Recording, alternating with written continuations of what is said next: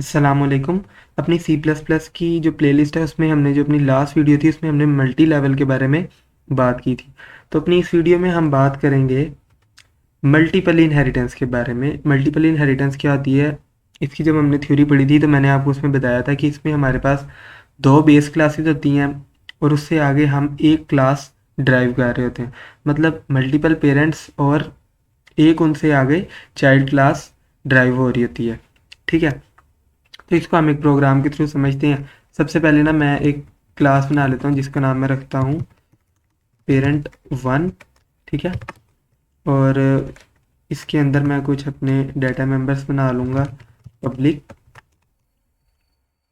यहाँ पे एक कर जाता आगे। अब मैं कुछ इसके अंदर अपने डाटा मेंबर्स बना लूँगा। जैसे मैं बनाता हूँ एक integer age is equal to 23। दूसरा मैं बना लेता हूँ, और हम प्रोटेक्टेड डाटा मेंबर कुछ बनाते हैं तो उसके अंदर मैं बना लेता हूँ age, date of, year of birth, और उसके अंदर मैं वैल्यू स्टोर कर लेता हूँ 2000। ठीक है, अब मैं कुछ प्राइवेट डाटा मेंबर बनाता हूँ और इसमें हम लिख देते हैं इंट कॉन्टैक्ट नंबर, और उसके अंदर हम वैल्यू कौन सी कर देंगे, उसके अंदर हम वैल्यू कर देते हैं 244। ठीक है, ये मेरी होगी फर्स्ट क्लास। इसके बारे में अपनी अगर आपने लास्ट वीडियो देखी है तो मैंने डिटेल में बात की है कि ये पब्लिक, प्रोटेक्टेड और प्राइवेट इन तीनों में क्या डिफरेंस है, इसके बारे में हम बात कर चुके हैं। ठीक है, अब मैं दूसरी क्लास बनाता हूँ पेरेंट टू। ठीक है, और इसके अंदर कुछ मैं अपने डाटा मेंबर्स बनाता हूँ। पब्लिक के अंदर हम बना लेते हैं int a is equal to 244। ठीक है, और उसके बाद हम बनाते हैं प्रोटेक्टेड। प्रोटेक्टेड में मैं रखता हूँ int b is equal to 234।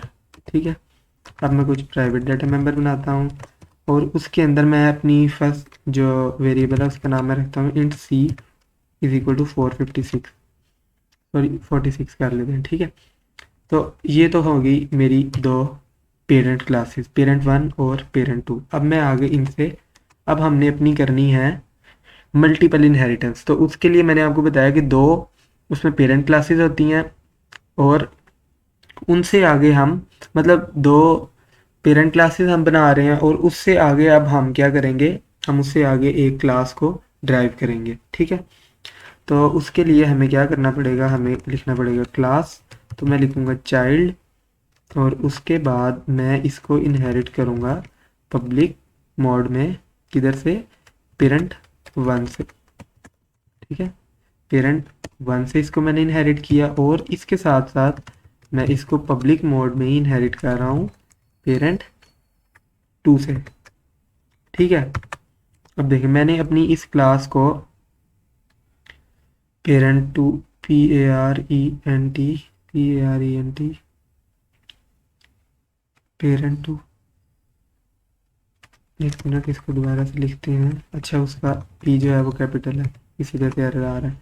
ठीक है, मैंने अपनी दूसरी क्लास जो थी चाइल्ड क्लास उसको मैंने मल्टीपल क्लासेस से इनहेरिट किया। एक देखिए पेरेंट वन से और दूसरा पेरेंट टू से।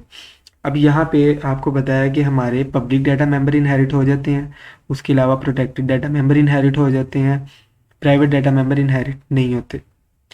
अब हमने इसी चीज़ को देखना है। यहाँ पे देखिए मैं लिखता हूँ, एक वेरिएबल बना लेता हूँ अपनी क्लास चाइल्ड के अंदर जिसका मैं नाम रखता हूँ सम, और सम के अंदर मैं ऐड करता हूँ पेरेंट क्लास ए का एज और year of birth, age plus year of birth. ठीक है, मैंने अपनी जो क्लास है चाइल्ड उसके अंदर मैंने एक वेरिएबल बनाया सम, और उसके अंदर मैंने अपनी कौन सी, पेरेंट वन, जो मेरा ये वाली क्लास है ऊपर वाली पेरेंट वन, इसके मैंने, इसको मैं थोड़ा नीचे कर देता हूँ, इसके मैंने एज और ईयर ऑफ बर्थ इन दो वेरिएबल्स को एक्सेस किया।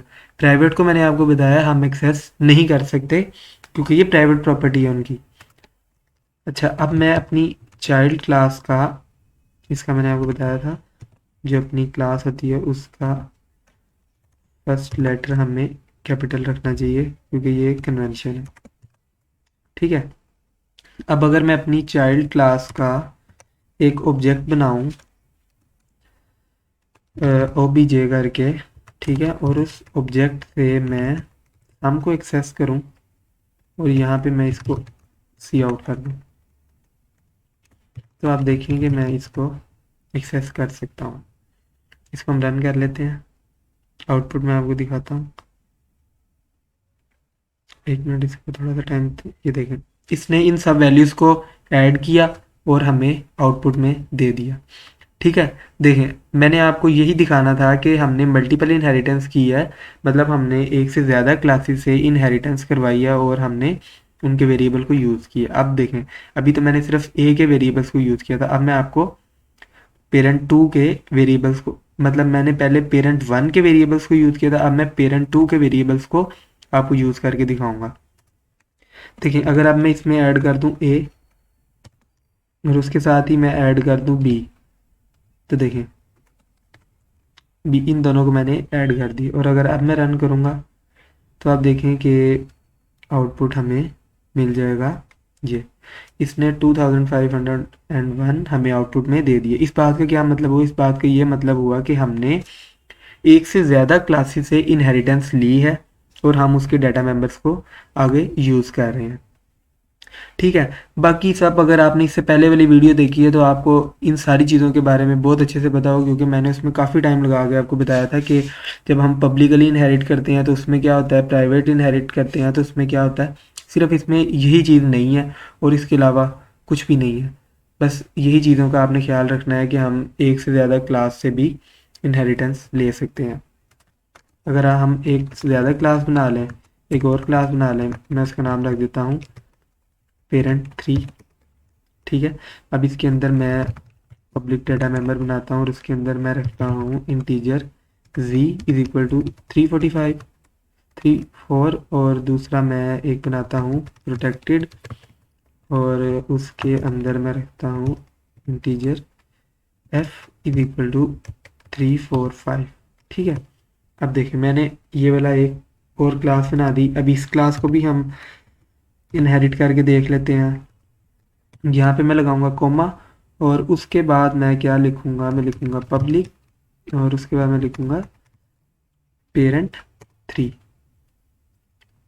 ठीक है, अब इसके अंदर मैं अपने जो मेरी पेरेंट 3 के वेरिएबल्स हैं, मैं अगर उनको ऐड करके दिखाऊँ आपको z प्लस f, और अगर मैं अब आपको इसका आउटपुट लेके दिखाऊं तो आप देखें कि हमें इसका भी आउटपुट मिल जाएगा। तो सिर्फ इस वीडियो में यही था बताना कि आपको मल्टीपल इनहेरिटेंस क्या होती है, मल्टी लेवल के बारे में हमने इससे अपनी पिछली वीडियो में बात कर ली है, और अगर आपने वो वीडियो नहीं देखी तो आप उसको लाजमी देखें, फिर आपको इन सारी चीज़ों की अच्छे तरीके से समझ आ जाएगी। Thank you.